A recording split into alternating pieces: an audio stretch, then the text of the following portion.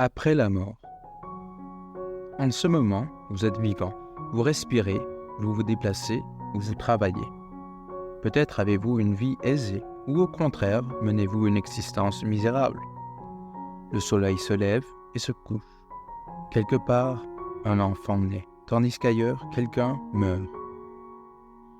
La vie n'est qu'une condition temporaire. Mais où irez-vous après la mort ? Que vous soyez religieux ou que vous n'ayez aucune croyance religieuse, vous devez quand même résoudre cette question très importante. Car après une brève vie terrestre, l'homme s'en va vers sa demeure éternelle, selon Ecclésiaste, chapitre 12, verset 7. Mais où ? Le cimetière où l'on vous enterrera ne peut pas ensevelir votre âme. Même si votre corps est incinéré sur un bûcher funéraire, le feu ne peut consumer votre âme.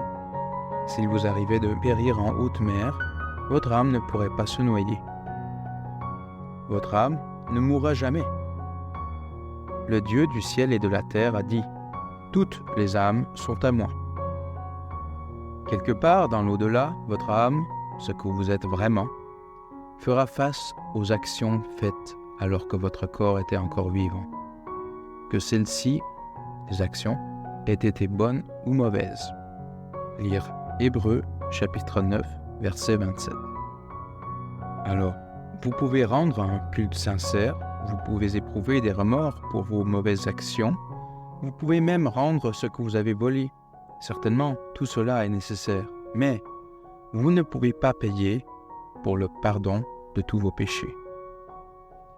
Le Dieu du ciel, le juste juge de toute la terre, connaît vos péchés ainsi que votre vie. Rien ne lui est caché. Vous ne pourrez jamais entrer avec vos péchés dans la joie et la gloire du monde à venir. Mais ce même Dieu céleste est un Dieu d'amour. Il a tracé un chemin pour la rédemption de votre vie et de votre âme. Ce n'est pas nécessaire que vous soyez jetés dans le feu de l'enfer et la ruine éternelle. Dieu a envoyé Jésus dans ce monde pour sauver votre âme. Jésus a pris vos péchés sur lui-même en souffrant et en mourant sur la croix du calvaire. Dieu a donné ce que le ciel avait de meilleur en sacrifice pour nos péchés. Mais il était blessé pour nos péchés, brisé pour nos iniquités. Le châtiment qui nous donne la paix est tombé sur lui. Et c'est par ses meurtrissures que nous sommes guéris. Ésaïe, chapitre 53, verset 5. Cette prophétie fut annoncée bien des années avant la venue de Jésus sur terre. Croyez-vous que Jésus vous aime ? Prierez-vous en lui confessant vos péchés ? Vous repentirez-vous ? Croirez-vous en Jésus, le Fils du Dieu vivant ? Si vous lui soumettez toute votre vie, il apportera la paix dans votre âme et vous offrira une existence glorieuse après la mort.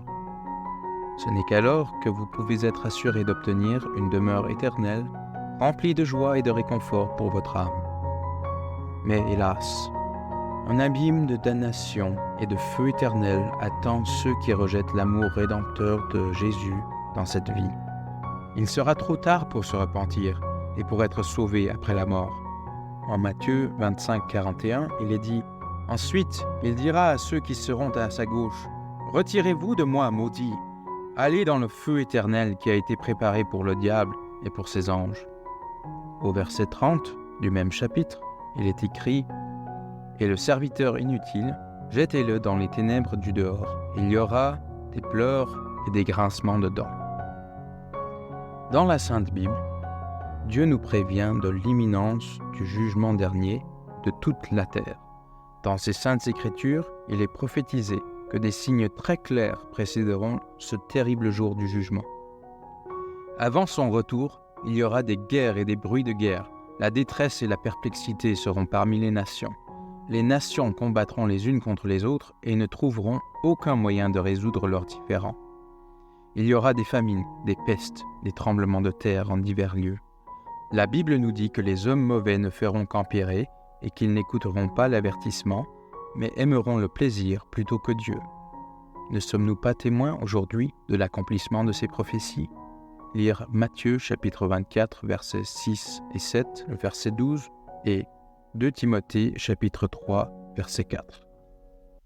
Souvenons-nous que notre grand juge équitable ne sera pas influencé par notre richesse ou notre misère, notre renommée ou notre disgrâce, notre couleur, notre race, notre caste ou notre credo. Un jour, nous nous tiendrons devant notre grand Créateur, notre Seigneur, pour être jugés selon nos actions. Voir Matthieu, chapitre 25, versets 32 à 33. Dans l'éternité qui nous attend, il n'y aura ni horloge, ni calendrier. Les siècles n'existeront plus. Le tourment du pécheur et de l'impie s'élèvera en fumée à jamais, alors qu'au ciel, les joies, les chants, le bonheur absolu et le réconfort des rachetés ne connaîtront pas de fin. Choisissez maintenant. Bientôt, il sera trop tard. Voici maintenant le jour du salut. Voir 2 Corinthiens, chapitre 6, verset 2, et Matthieu, chapitre 11, versets 28 à 30.